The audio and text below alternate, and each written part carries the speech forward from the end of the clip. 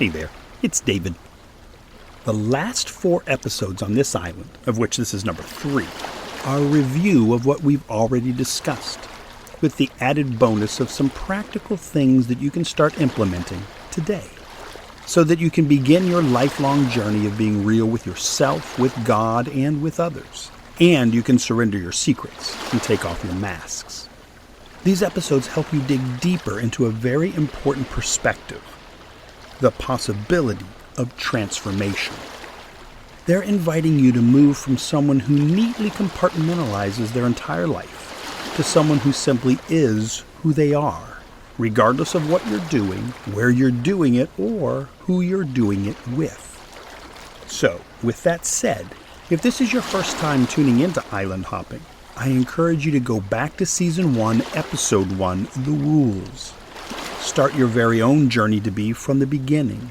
None of this is time sensitive. It's timeless. I'll meet you right back here when you're ready. Let's go, Island Hopping.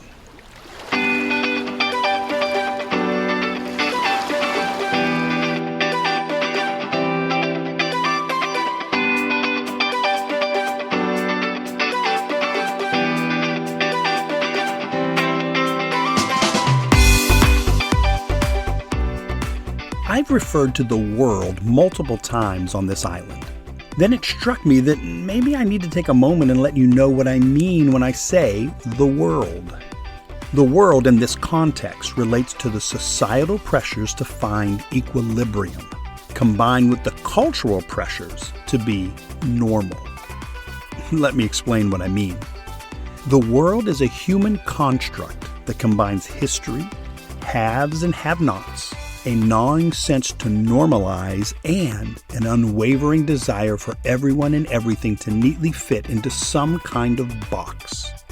The world, for the context of our discussions, is what we call culture or society. And anything that's seen by the world that even smells abnormal or outside of its neatly designed and carefully constructed boxes of the culture and society in which the world desires to place everyone is to be avoided at all cost.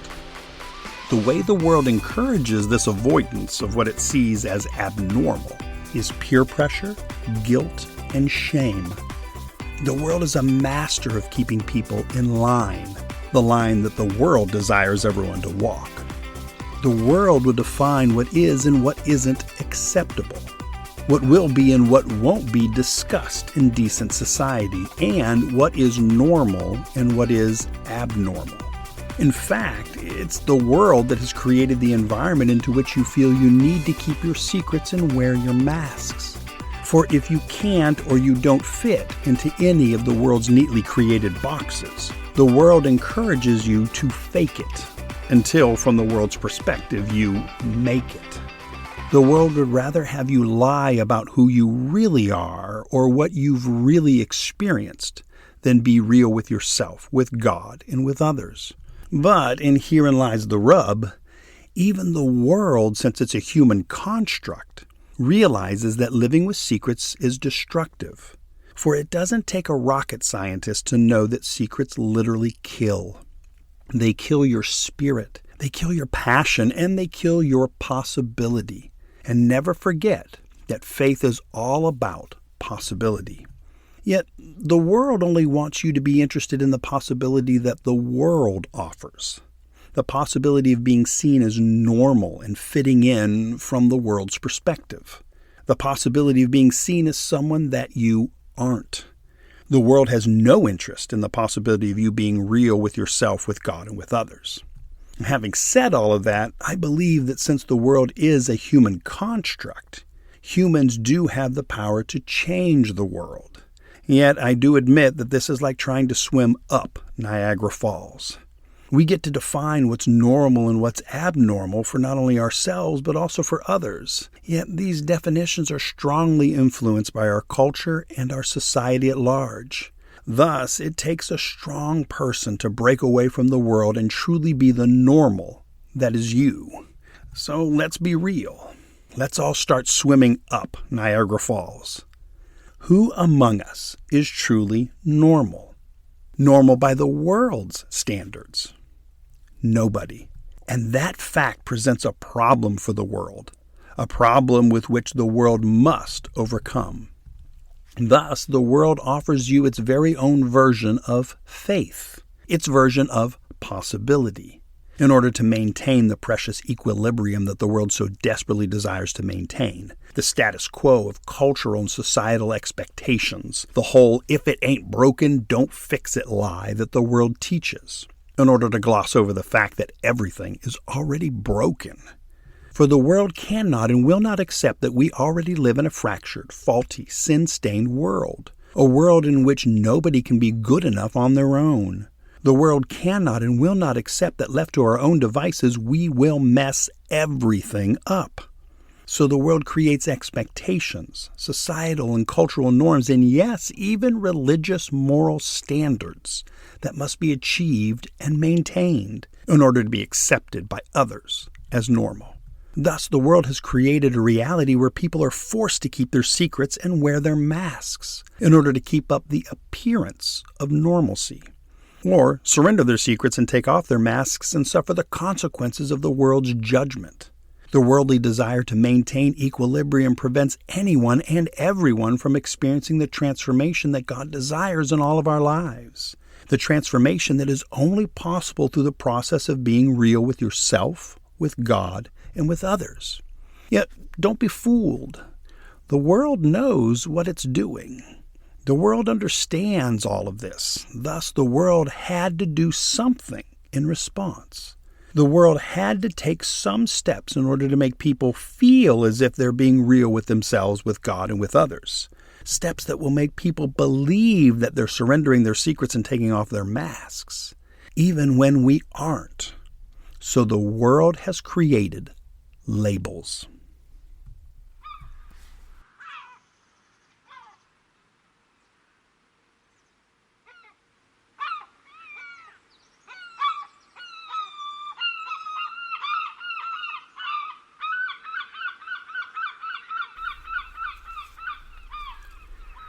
Labels are the world's answer to humanity's created in the image of Godness. For labels make you think you're being real with yourself, with God, and with others, when in fact all you're really doing is bolstering the world's desire to maintain societal and cultural equilibrium. The world's desire to keep everyone in line without any possibility of transformation. For labels come close to being real with yourself, with God, and with others. Labels come close to you surrendering your secrets and taking off your masks. For labels do describe certain aspects of your life, yet labels will never actually identify and define the fullness and the richness that is you. For close only counts in horseshoes and hand grenades. Labels are great at accomplishing the world's desire to place everyone into a neat and tidy box, to maintain equilibrium, the status quo. Labels are great at defining what's normal and what isn't normal. For, let's be real, it's so much easier to simply label someone by what they've done, where they're from, or what color their skin is, as opposed to actually taking the time and extending the grace to get to know others as the sacred children of God that they really are. Taking the time and extending the grace to allow someone to be transformed into who they've been created and gifted to be. Labels take away the possibility of transformation, for from the world's perspective, one will always be their label. Thus, no transformation is needed or even wanted by the world in order for anyone to be real.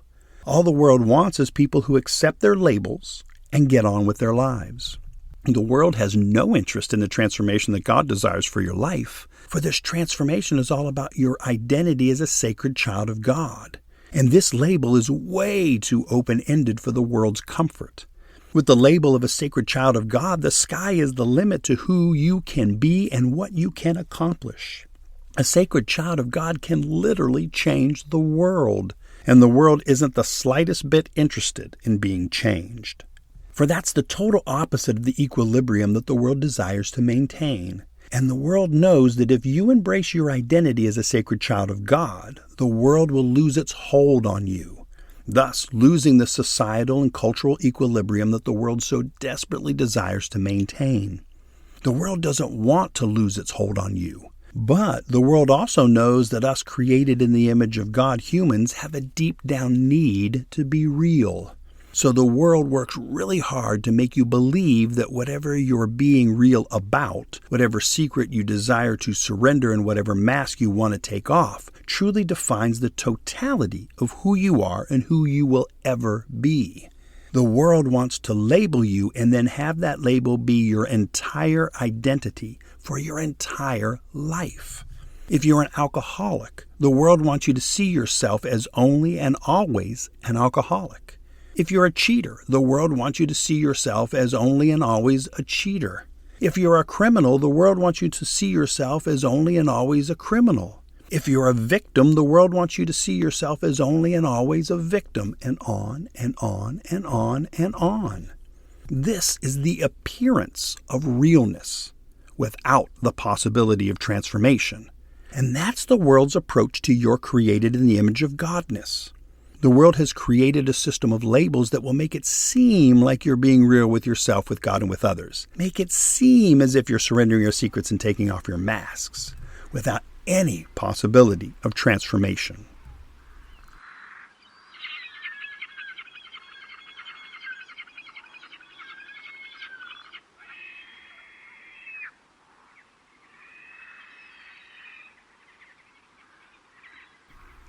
Somewhere back in the deep storage bins of your brain, you might remember the Emperor Charlemagne. He was the most powerful European ruler in the Middle Ages, leading a people called the Franks to rule most of Europe. Under his rule, many people got baptized into the church. It was pretty much expected of his soldiers, for example. In fact, legend has it that his armies would go down to the river and take the plunge. But sources report that there was one thing that was a bit unusual about the baptisms of Charlemagne's soldiers. When they would go under the water, they would hold one hand out of the water with their sword in that hand. They didn't want that hand to be baptized. That was the one hand that they wanted to be free to use to kill whoever they needed to kill.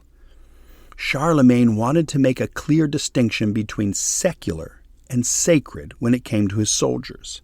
Every part of his soldiers' bodies were sacred, marked off by baptism as sacred, except their sword hand, for that instrument of death needed to remain secular, so that Charlemagne's conscience about his military conquests could remain clear.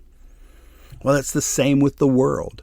The way the world accomplishes its goal of equilibrium is to teach all of us two of the greatest labels the world has ever created. The world teaches us that all of life falls under two labels, secular and sacred.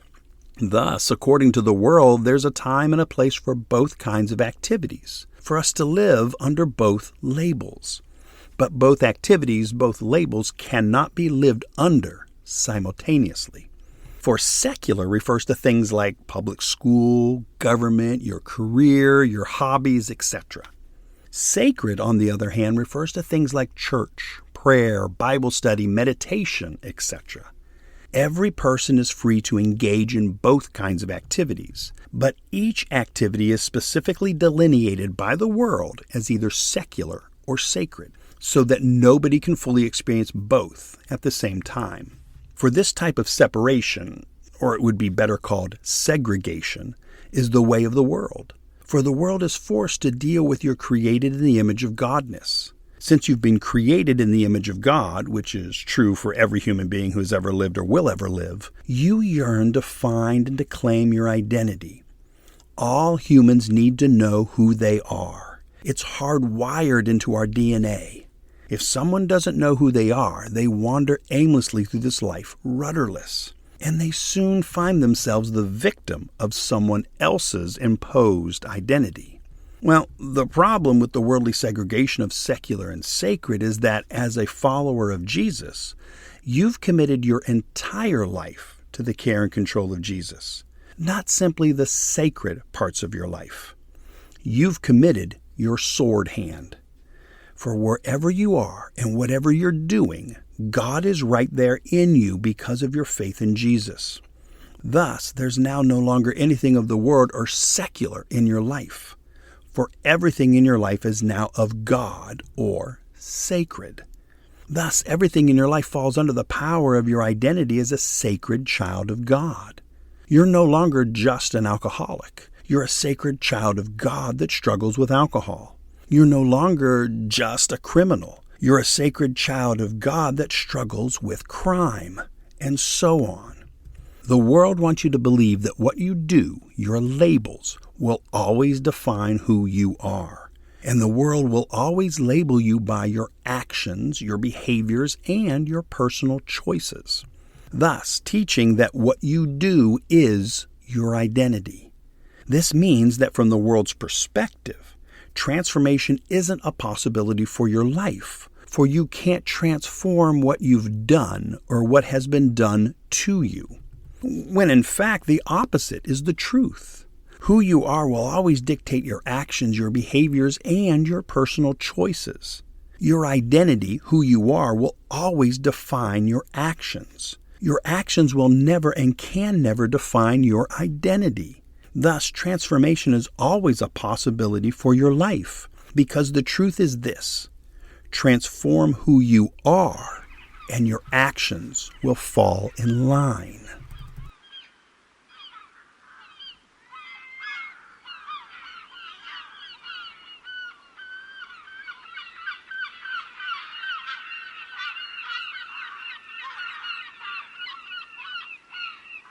We know all of this to be true because we've all learned the dangers of judging a book by its cover, the dangers of judging someone by the labels that the world has taught us.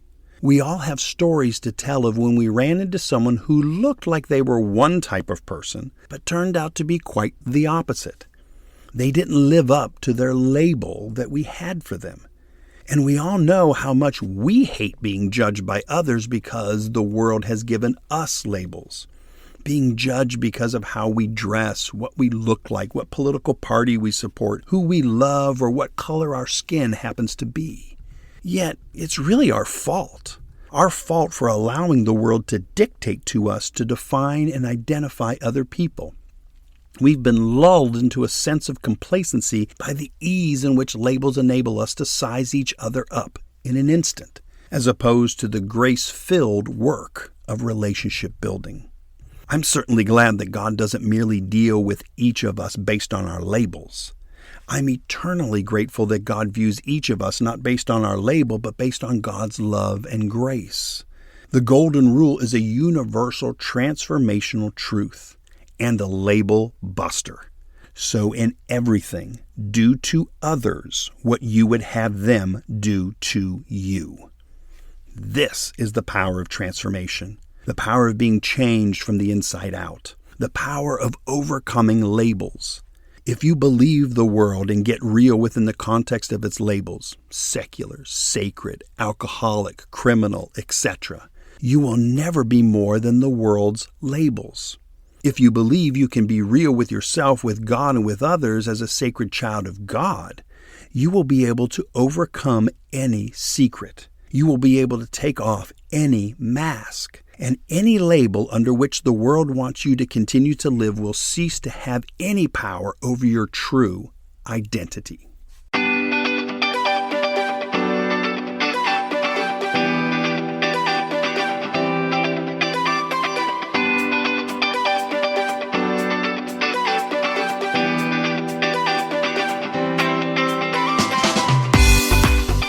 Here's your assignment if you choose to accept it. Today, start seeing yourself first and foremost as a sacred child of God. Yes, it will be hard to set aside all the labels the world has taught you to define your identity and the identity of all the others in your life. So, start by simply saying to yourself, I'm a sacred child of God who, insert the world's labels here. And when you encounter someone else, simply say to yourself, this person is a sacred child of God, and leave it at that. Let's practice, using a label the world has given to me as an example. I'm a sacred child of God who is a people pleaser. See how easy that is? Now let's try it regarding someone else. Think of someone right now. It could be someone you know, or it could be simply a stereotype of a person who pops into your head. Now say to yourself that he or she is a sacred child of God.